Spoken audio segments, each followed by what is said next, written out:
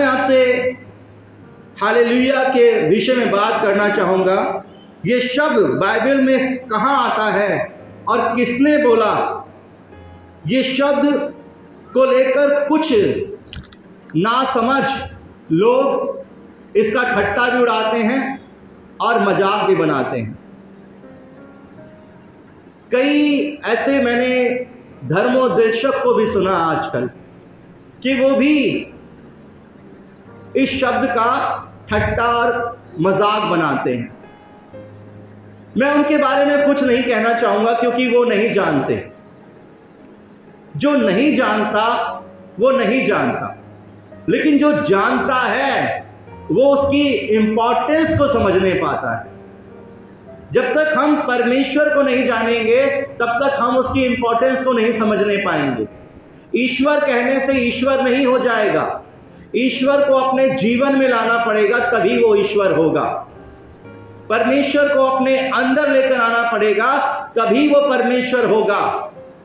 परमेश्वर कहने से, नारे लगाने से और महिमा करने से वो ईश्वर नहीं होगा। ईश्वर तब होगा जब हम उसे अपने चाल चलन में लेकर आएंगे, अपने स्वभाव में लेकर आएंगे और अपने व्यक्तित्व में लेकर आएंगे।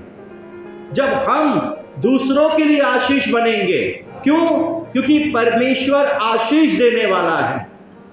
जब हम दूसरों के लिए खुशियां ठहरेंगे, दूसरों के लिए आनंद ठहरेंगे, दूसरे के जीवन को आनंदित करेंगे और प्रेमी बनेंगे, ये सारे गुण परमेश्वर में पाए जाते हैं। उस परम पवित्र महान परमेश्वर में जिसने सारे जगत का निर्माण किया है, जिसने सारी सृष्टि का निर्माण किया है।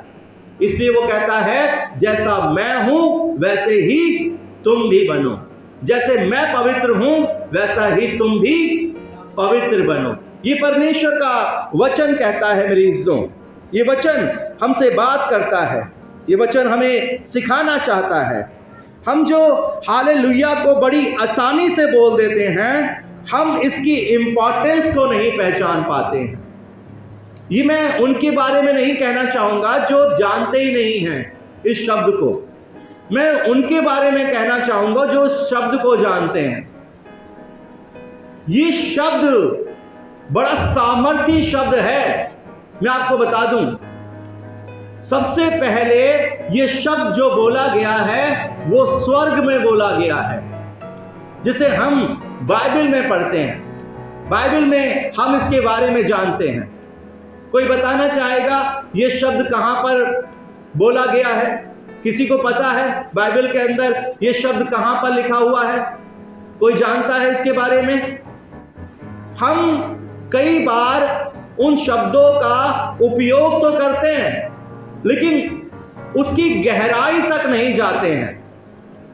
हम प्रेज द लॉर्ड बोलते हैं, हालेलुया बोलते हैं, जय मसीह की बोलते हैं, लेकिन उसकी इंपॉर्टेंस को नहीं समझ पाते हैं और इसलिए बहक जाते हैं और गलत रास्तों पर चले जाते हैं। हमें उसकी इंपॉर्टेंस को समझना है। मैं आपको बताना चाहता हूं कि बाइबल के अंदर हालेलुया का शब्द मात्र 4 बार आया है। 4 बार। आप इसकी इंपॉर्टेंस को समझिए कि ये बाइबल के अंदर हर जगह पर नहीं है, बल्कि एक ही पुस्तक के अंदर है और एक ही अध्याय के अंदर ये शब्द बोला गया है। बाइबल और परमेश्वर और स्वर्ग इसकी इंपॉर्टेंस को समझता है, लेकिन हम नहीं समझ पा रहे इसकी इंपॉर्टेंस को। चलिए निकालते हैं उस वचन को जहां पर यह शब्द लिखा गया है, जहां पर यह शब्द बोला गया है। प्रकाशित वाक्य उसके 19वें अध्याय को, इसे हम 1 से लेकर और इसे 10 तक पढ़ेंगे। इसके बाद मैंने स्वर्ग में मानो बड़ी भीड़ को ऊंचे शब्द से ये कहते सुना, हालेलुया, उद्धार और महिमा और सामर्थ्य हमारे परमेश्वर की है, क्योंकि उसके निर्णय सच्चे और ठीक हैं। उसने उस बड़ी वेश्या का, जो अपने व्यभिचार से पृथ्वी को भ्रष्ट करती थी, न्याय किया और उसने अपने दासों के लहू का बदला लिया है। फिर दूसरी बार उन्होंने कहा, हालेलुया, उसके चलने का धुआं युगानुयुग उठता रहेगा। तब 24 प्राचीनों और 4 प्राणियों ने गिरकर परमेश्वर को दंडवत किया जो सिंहासन पर बैठा था और कहा, आमीन, हालेलुया। तब सिंहासन में से एक शब्द निकला, हे हमारे परमेश्वर से सब डरने वाले दास हो, क्या छोटे क्या बड़े, तुम सब उसकी स्तुति करो। फिर मैंने बड़ी भीड़ का सा और बहुत जल का सा शब्द और गर्जन का सा बड़ा शब्द सुना, हालेलुया, क्योंकि प्रभु हमारा परमेश्वर सर्वशक्तिमान राज्य करता है। आओ हम आनंदित और मगन हो और उसकी स्तुति करें, क्योंकि मेमने का विवाह आ पहुंचा है और उसकी दुल्हन ने अपने आप को तैयार कर लिया है। उसको शुद्ध और चमकदार महीन मलमल पहनने का अधिकार दिया गया, क्योंकि उस महीन मलमल का अर्थ पवित्र लोगों के धर्म के काम है। तब स्वर्गदूत ने मुझसे कहा, ये देख कि धन्य वे हैं जो मेमने के विवाह के भोज में बुलाए गए। फिर उसने मुझसे कहा, ये वचन परमेश्वर के सत्य वचन। तब मैं उसको दंडवत करने के लिए उसके पांव पर गिर पड़ा। उसने मुझसे कहा, देख, ऐसा मत कर, मैं तेरा और तेरे भाइयों का संगी दास हूँ जो यीशु की गवाही देने पर स्थिर है। परमेश्वर की को दंडवत कर, क्योंकि यीशु की गवाही भविष्यवाणी की आत्मा है। ये परमेश्वर का आशीष हो। परमेश्वर अपने वचन के पढ़े और सुनाने पर हम सबको आशीष दे, आमीन। बाइबल में इस शब्द को बड़ी इंपॉर्टेंस दी गई है। बहुत सामर्थी और पवित्र शब्द है, क्योंकि ये शब्द धरती पर नहीं बोला गया। बाइबल बताती है ये शब्द कहाँ पर बोला गया है? स्वर्ग में। यहाँ पर स्वर्ग का पूरा विवरण है। ये वो अंतिम समय, अभी वो समय ही नहीं आया है जब ये शब्द बोला गया मनुष्य के लिए। आप देखिए, ये वो समय ही नहीं आया अभी तक जब स्वर्ग में इस शब्द को बोला गया है।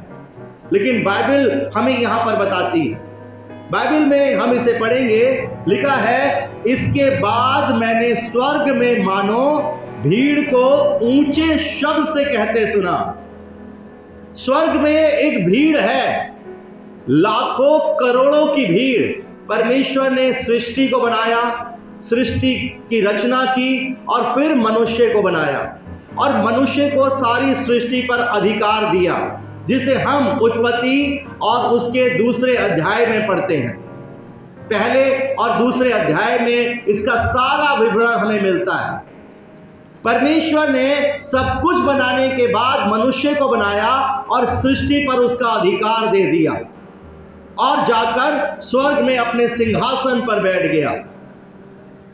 स्वर्ग परमेश्वर का स्थान है, वहां पर परमेश्वर है और बाइबल बताती है कि वहां पर वही लोग प्रवेश करेंगे जिनके मन शुद्ध हैं, शरीर शुद्ध नहीं। आप शरीर को कितना बार धो लो, जब आप बाहर जाओगे तो फिर वो मैला हो जाएगा, फिर गंदा हो जाएगा, आपको फिर वापस घर पर आकर नहाना पड़ेगा। शरीर की शुद्धता नहीं देखता परमेश्वर। परमेश्वर मन की शुद्धता देखता है, आत्मा की शुद्धता देखता है। और जो अपने आत्मा से पवित्र पाए जाएंगे, जो अपने मन से शुद्ध पाए जाएंगे, बाइबल कहती है वही परमेश्वर को देखने पाएंगे। बाइबल के अंदर मत्ती उसके 5वें अध्याय में प्रभु मसीह यीशु ने कहा कि जो मन के शुद्ध हैं वही परमेश्वर को देखेंगे। यहां पर हम एक बड़ी भीड़ देख रहे हैं। लिखा है, इसके बाद मैंने स्वर्ग में मानो बड़ी भीड़ को ऊंचे शब्द से ये कहते सुना, हालेलुया। जब ये शब्द वहां पर हो रहा होगा तो कोई माइक की जरूरत नहीं पड़ेगी, वहां पर कोई स्पीकर की जरूरत नहीं पड़ेगी। वहां पर शब्द में इतनी सामर्थ होगी कि हजारों लाखों की भीड़ जो सब जातियां वहां पर होगी और परमेश्वर के सम्मुख होगी, उस पवित्र परमेश्वर के सम्मुख होगी, वो जोर से परमेश्वर की महिमा कर रही होगी और इस शब्द का प्रयोग वहां पर किया जाएगा। सिर्फ बाइबल में इस शब्द का प्रयोग 4 बार किया गया है। हम इस शब्द की उस इंपॉर्टेंस को समझें कि ये शब्द स्वर्ग में लिया गया वो शब्द है जो पवित्र शब्द है। प्रभु यीशु मसीह ने कहा कि तुम बार बार मुझे हे प्रभु, हे प्रभु, हे प्रभु मत कहना। कई लोग हे प्रभु, हे ईश्वर, हे ईश्वर, हे ईश्वर के रट लगाए रखते हैं और सारे वो काम करते हैं जो प्रभु को पसंद नहीं है। सारे वो ऐसे काम करते हैं जो ईश्वर को पसंद नहीं है और फिर भी हे ईश्वर कर कर अपने आप को धोखा देते हैं, इस संसार को धोखा देते हैं और अपने परमेश्वर को भी धोखा देना चाहते हैं। हम शब्दों की इंपॉर्टेंस को नहीं समझ पाते हैं। ये स्वर्गीय शब्द जो प्रभु की ओर से हमें मिले हैं, हम इसकी इंपॉर्टेंस को समझें। यहां पर एक भीड़ है जो कहां पर है? धरती पर नहीं है। बाइबल हमें बता रही है वो भीड़ है स्वर्ग में। हर एक की चाह होती है स्वर्ग को देखना। हर एक स्वर्ग जाना चाहता है। कई लोग के रिश्तेदार के अपने जो मर गए हैं, जो मुर्दे हो गए हैं, उनके नाम की तख्ती अपने घरों के बाहर लिखवा लेते हैं और उसमें लिख लेते हैं स्वर्गीय फला फला। लेकिन स्वर्ग जाना, परमेश्वर से मिलना, उस परम पवित्र महान परमेश्वर से मिलना, ये एक बहुत टेढ़ी खीर है। टेढ़ी खीर का मतलब इसके लिए अपने शरीर को शुद्ध नहीं करना है, अपने मनों को शुद्ध करना है।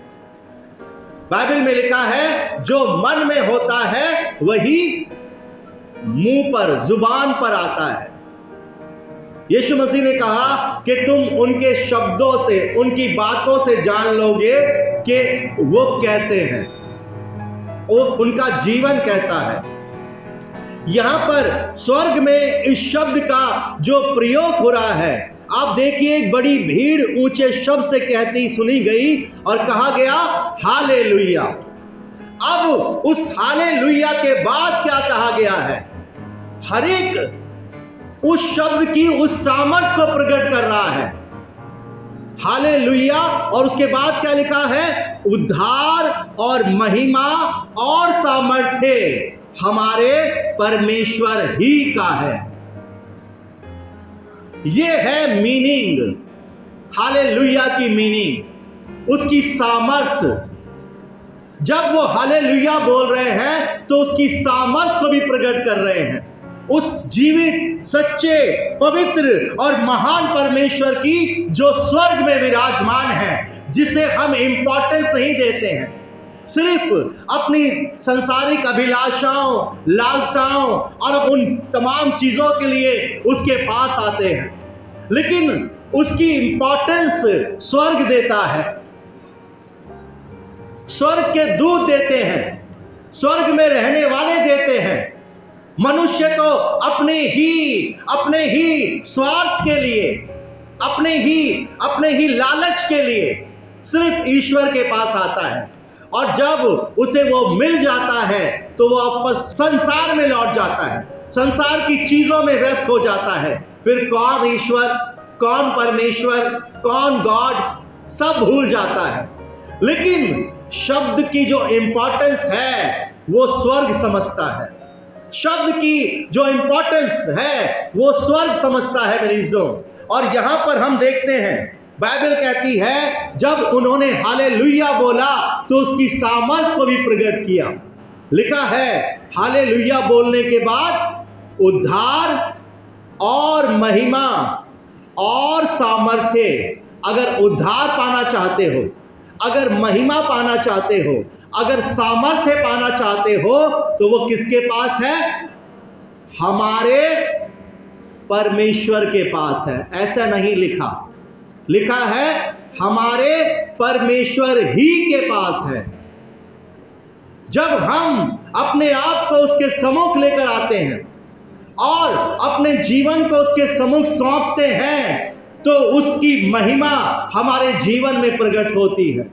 यहां पर हम पढ़ते हैं, आगे लिखा है, क्योंकि उसके निर्णय सच्चे और ठीक हैं, उसने उस बड़ी वेश्या का, जो अपने व्यभिचार से पृथ्वी को भ्रष्ट करती थी, न्याय किया और उससे अपने दासों के लहू का बदला लिया।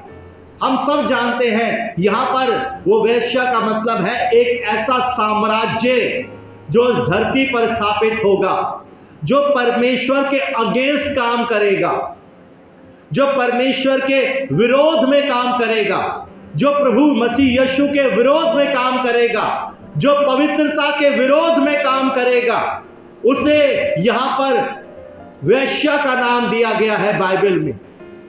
वेश्या क्या करती है? वेश्या वो काम करती है जो और आदरणीय काम नहीं होता।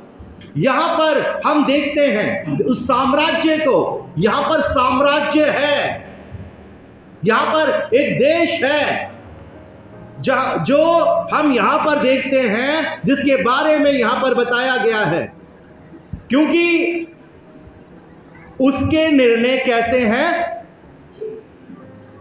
ठीक है। किसके निर्णय? परमेश्वर के। उसके निर्णय सच्चे और ठीक हैं। जी हां, परमेश्वर के निर्णय सच्चे और ठीक। हम परमेश्वर पर दोष नहीं लगा सकते। हम परमेश्वर को ये नहीं कह सकते कि परमेश्वर तूने ये क्यों किया।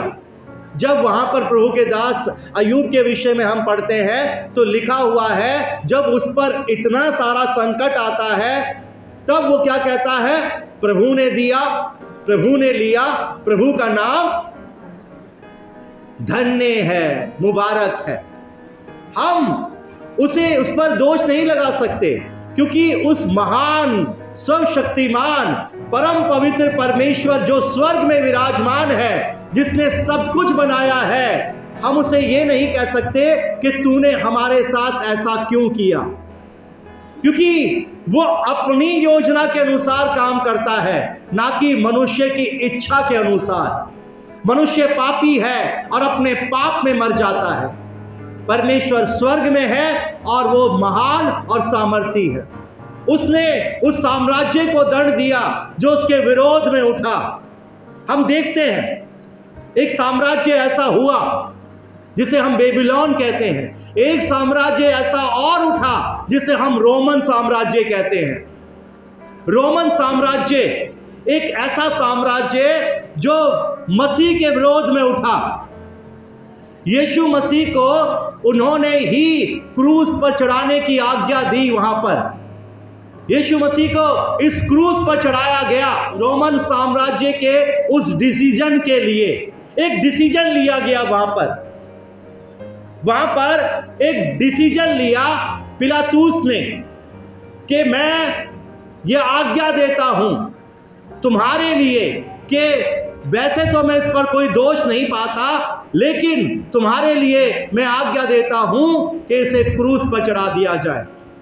वो मसीह के अगेंस्ट में खड़ा हुआ, लेकिन एक ऐसा समय आया, आज रोमन साम्राज्य की ईंट पर ईंट नहीं रही मेरे हिस्सों। पूरा रोमन साम्राज्य ध्वस्त हो गया, खत्म हो गया।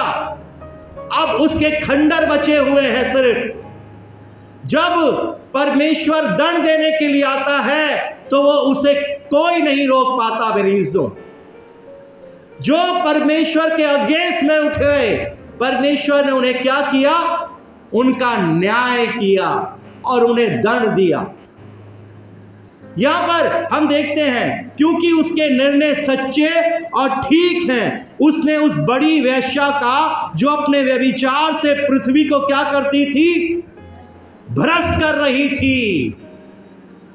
आज हम देखें, आने वाले समय में एक ऐसा साम्राज्य बनने जा रहा है जिसे सब फेवर करेंगे और सोचेंगे कि हम ईश्वर के लिए कर रहे हैं, सारे घृणित काम वहां पर किए जाएंगे, सारे बुरे काम वहां पर किए जाएंगे, एक दूसरे के प्रति नफरत होगी, मसीह लोगों के खिलाफ नफरत होगी वहां पर।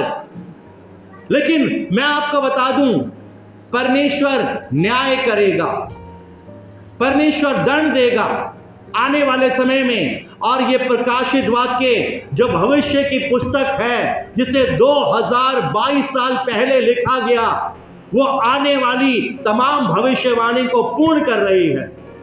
हमने यहाँ पर ऐसी बहुत सारी भविष्यवाणियों को पूर्ण होते देखा है, और ये भविष्यवाणी भी पूर्ण होगी जब एक ऐसी यूनिटी बनेगी, एक ऐसा साम्राज्य स्थापित होगा, सारे कई देश उससे मिल जाएंगे और वो मसीहों के खिलाफ खड़े हो जाएंगे, प्रभु के लोगों के खिलाफ खड़े हो जाएंगे।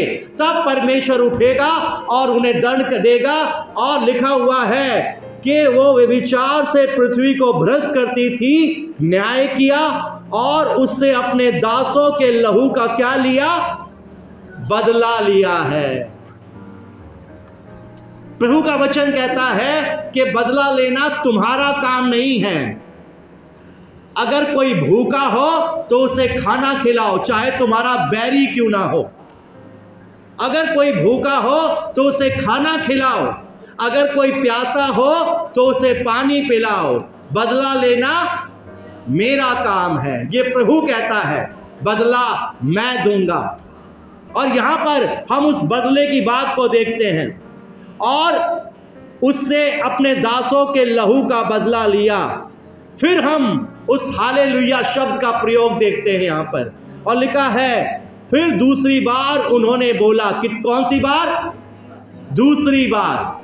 फिर दूसरी बार उन्होंने कहा हालेलुया, उसके जलने का धुआं युगाने युग उठता रहेगा। उस साम्राज्य का धुआं सब उसे जानेंगे कि परमेश्वर ने उस साम्राज्य को दंड दिया था जो परमेश्वर के लोगों के अगेंस्ट खड़ा हो गया था, जिन्होंने सारी धरती को पाप से, बुराई से, कपट से, झूठ से भर दिया था। परमेश्वर उन्हें दंड देगा। और यहां पर हम इस हालेलुया के बाद उसकी सामर्थ को देखते हैं कि उसके जलने का धुआं युगान युग उठता रहेगा। फिर हम यहां पर उस 24 प्राचीनों को देखते हैं। पढ़िए कोई चौथा वचन।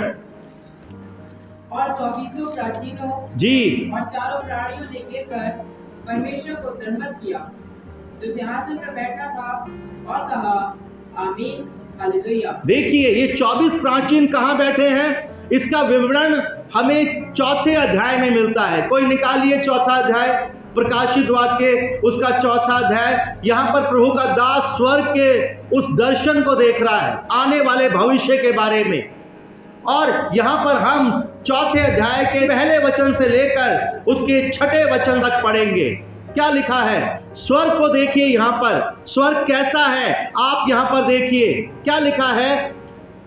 इन बातों के बाद जी जो मैंने दृष्टि की तो क्या देखता हूँ कि स्वर्ग में एक द्वार खुला हुआ है, और जिसको मैंने पहले तुरी के से शब्द से अपने साथ बातें करते सुना था, वही कहता है कि यहाँ ऊपर आ जा, और वे बातें तुझे दिखाऊंगा जिनका इन बातों के बाद पूरा होना अवश्य है।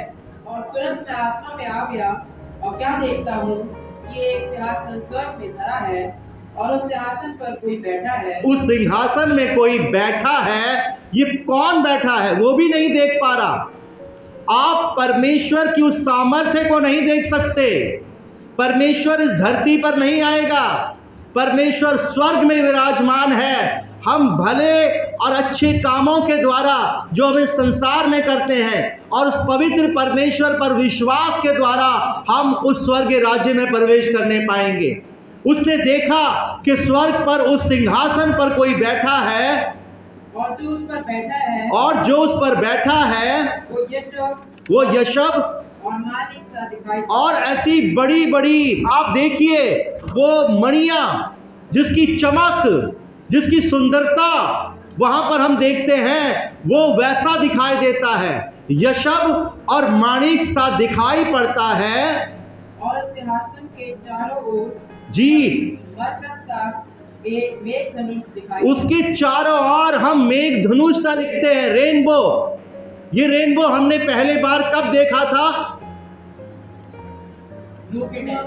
नोहा के समय में, जब 40 दिन और 40 रात तक बारिश होती रही और सारा संसार उसमें बह गया, लेकिन प्रभु का वो परिवार बचाया गया, प्रभु का वो दास बचाया गया जो प्रभु की इच्छा के अनुसार चल रहा था। तब हम पहली बार उस मेघ धनुष को वहां पर देखते हैं, जिसके साथ एक प्रॉमिस जुड़ा हुआ था, एक वाचा बांधी गई थी कि अब मैं दोबारा इस तरह से मनुष्य जाति को नाश नहीं करूंगा। उस मेघ धनुष को हम स्वर्ग में देखते हैं। क्या लिखा है आगे? और सिंहासन के चारों ओर 24 प्राचीन हैं। ये वही 24 प्राचीन है जिसका हम वर्णन वहां पर 19वें अध्याय में देख रहे हैं। क्या लिखा है? और उस सिंहासन के चारों ओर 24 सिंहासन हैं। जी, और इन सिंहासनों पर 24 प्राचीन श्वेत वस्त्र पहने हुए बैठे हैं। कैसे वस्त्र पहने हैं? श्वेत वस्त्र, चमकदार, वाइट। ये वस्त्र किसने पहनाए उन्हें? ये संसारिक वस्त्र नहीं है कि आप जब संसारिक श्वेत वस्त्र पहनते हो तो आप अपने आप को धर्मी समझने लगते हो, पवित्र समझने लगते हो और दूसरे का निरादर करते हो, दूसरे को पापी समझते हो, बुरा समझते हो। लेकिन ये वो श्वेत वस्त्र है जो स्वर्ग से मिला है, जो सबको एक समान समझता है। वो श्वेत वस्त्र पहने हुए उस 24 सिंहासन पर बैठे हुए हैं। ये स्वर्ग का वर्णन है। क्या लिखा है? और उनके सिरों पर सोने के मुकुट हैं। और उनके सिरों पर सोने के मुकुट हैं। और उस सिंहासन में से बिजलियां और गर्जन निकलते हैं। आप देखिए उस सिंहासन का तेज देखिए जिस पर वो बैठे हुए हैं। क्या निकल रही हैं? बिजलियां निकल रही हैं और जोर से गर्जन हो रही हैं। आप यहां पर नहीं देख पाएंगे। ये स्वर्ग है। ये वो स्थान है जहां पर परमेश्वर रहता है और यहीं पर उस शब्द का प्रयोग किया गया, हालेलुया। ये शब्द है जो स्वर्ग में बोला गया है और जब ये शब्द बोला जाता है तो सबसे पहले अंधकार डरता है, शैतान घबराता है और भाग जाता है। क्या लिखा है वचन में आगे? और सिंहासन के सामने आग के 7 दीपक जल रहे हैं। जी, ये परमेश्वर की 7 आत्माएं हैं। देखिए, दीपक का मतलब 7 आत्माएं परमेश्वर की ओर से। बड़ी सामर्थ है इन 7 आत्माओं में। आप इन्हें कम मत समझिएगा। ये स्वर्ग में है, वो स्थान जहां पर सारी सृष्टि का निर्माण किया गया हो, सारी सृष्टि को बनाया गया हो। वहां पर ये 7 आत्माएं हैं जो परमेश्वर के सामने रहती हैं। क्या लिखा है आगे? और सिंहासन के सामने मानो बिल्लौर के समान कांच का सा समुद्र है। यहां पर हम कांच का क्या देख रहे हैं? कांच की प्योरिटी देखिए। आप बैठिए, कांच की प्योरिटी देखिए आप। कांच नहीं है, वो पवित्रता को दर्शाता है। ट्रांसपेरेंसी, कांच लगा दोगे ना तो हम आमने सामने देख पाएंगे। उस ट्रांसपेरेंसी को दर्शाता है, उस पवित्रता को दर्शाता है जहां पर परमेश्वर का सिंहासन है। परमेश्वर पवित्र है और वो पवित्रता में रहता है, वो पवित्र सिंहासन पर विराजमान है और वहां पर हम उस तेज को, उस सामर्थ्य को देखते हैं। हम वापस 19वें अध्याय में चलेंगे। 4 वचन को पढ़िए, रिपीट कीजिए। और 24 प्राचीनों और 4 प्राणियों ने गिरकर परमेश्वर को दंडवत किया। वो जो सिंहासन पर बैठे थे उन्होंने क्या किया? दंडवत किया। आप उनको कम मत समझिए। 24 प्राचीन वहां पर बैठे हैं, प्राणी वहां पर बैठे हैं। एक में बड़ी सामर्थ है। हम कई बार उन्हें ही परमेश्वर समझने लगते हैं, कई बार हम उन्हें ही दंडवत करने लगते हैं, लेकिन वो कहते हैं हमें नहीं बल्कि उस सर्वसिद्ध महान परमेश्वर को दंडवत करो जो सबका रचेता और सबका बनाने वाला है। क्या लिखा है? जो सिंहासन पर बैठा था। जी। और कहा आमीन। आमीन। हालेलुया। ऐसा ही हो, जो कहा गया वो पूरा हो। हालेलुया। आगे पढ़ेंगे। और सिंहासन में से एक शब्द निकला कि हे हमारे परमेश्वर से सब डरने वाले दासों, क्या छोटे क्या बड़े, तुम सब उसकी स्तुति करो। सिंहासन में से, परमेश्वर के उस सिंहासन में से सिर्फ वो देख रहे हैं कोई बैठा है, लेकिन उसकी तेज को देख रहे हैं, उसे नहीं देख पा रहे। वहां से एक शब्द निकल कर आ रहा है, और वो शब्द क्या कह रहा है? हे हमारे परमेश्वर से सब डरने वाले दासों, क्या छोटे क्या बड़े। यहां पर परमेश्वर के सम्मुख कोई छोटा और बड़ा नहीं है। मनुष्य ही है जो छोटा और बड़ा मानता है। कोई जाति अपने आप को बड़ी समझती है और कोई दूसरे को छोटा समझती है। ये सब यहीं पर होते हैं, लेकिन जब हम मसीह में आते हैं तो सब एक हो जाते हैं, सब एक जैसे हो जाते हैं। कोई छोटा नहीं है, कोई जाति छोटी और बड़ी नहीं है, सब परमेश्वर के हैं, सब उस सर्वसिद्ध के हैं, सबको परमेश्वर ने बनाया है। और यहां पर हम देखते हैं वो कहता है, क्या छोटे क्या बड़े, तुम सब उसकी क्या करो? सब परमेश्वर की स्तुति करो। हालेलुया। उसके राज्य में उसी को जगह मिलेगी जो उसकी इच्छा को अपने जीवन में पूरी करता है। धर्म का चौगा पहन के नहीं, बल्कि पवित्रता को अपने अंदर लेकर और उस स्वर्गीय पवित्रता को, सामर्थ को अपने अंदर लेकर उसके इच्छा के अनुसार जो चलता है, वही उसके राज्य में प्रवेश करने पाता है, उस स्वर्ग में प्रवेश करने पाता है। क्या लिखा है आगे? फिर मैंने बड़ी भीड़ का सा और बहुत जल का सा शब्द और गर्जनों का सा शब्द सुना जी कि हालेलुया, हालेलुया, इसलिए कि प्रभु हमारा परमेश्वर, क्योंकि प्रभु हमारा परमेश्वर सर्वशक्तिमान राज्य करता है। देखिए, बैठ सकते हैं। यहाँ पर 4 बार इस शब्द का प्रयोग आया है। पूरी 66 पुस्तकों के अंदर बाइबल में सिर्फ प्रकाशित वाक्य भविष्यवाणी की वो पुस्तक है, आने वाले भविष्य की बातें बताती है। क्या क्या इस संसार में होने जा रहा है वो सब इसमें लिखा है। इसमें बहुत सारी भविष्यवाणियां सत्य हुई है और आगे सत्य होनी है। यहाँ पर हम उन शब्द का प्रयोग करते हैं जो हम अपनी आम जिंदगी में लेते हैं, लेकिन हम इसे तब ही लें जब हम प्रभु के सम्मुख अपने आप को लेकर आते हैं, क्योंकि हम इसकी उस सामर्थ्य को समझें। पहली बार जब हालेलुया बोला गया तो उसके साथ शब्द जो बोले गए मैं आपको बताना चाहता हूं। पहली बार जब भीड़ ने हालेलुया बोला तो लिखा है, हालेलुया के बाद उद्धार और महिमा और सामर्थ्य हमारे परमेश्वर का ही है, पहला शब्द। दूसरी बार जब हालेलुया बोला गया तो लिखा है, उसके जलने का धुआं युगानुयुग उठता रहेगा, उस साम्राज्य का जिसने सारी धरती को भ्रष्ट कर दिया, बुराई की तरफ लेकर गया और अब उस जीवित परम पवित्र महान परमेश्वर से अलग कर दिया। तीसरी बार जब हालेलुया बोला गया तो उससे पहले क्या बोला गया? आमीन, ऐसा ही हो। और चौथी बार जब हालेलुया बोला गया तो उसके साथ क्या बोला गया? हमारे साथ बोलिए सब, क्योंकि प्रभु हमारा परमेश्वर सर्वशक्तिमान राज्य करता है। ये सारे शब्द हालेलुया के साथ बोले गए, और कहां बोले गए?